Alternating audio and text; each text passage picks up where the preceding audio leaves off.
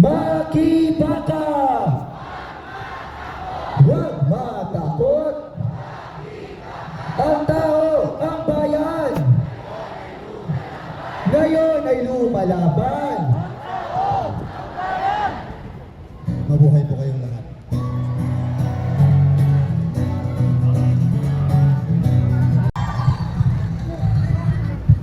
Kakailian, kakabsat, brothers and sisters, this is a day for us to voice out our protest against the corruption in the country.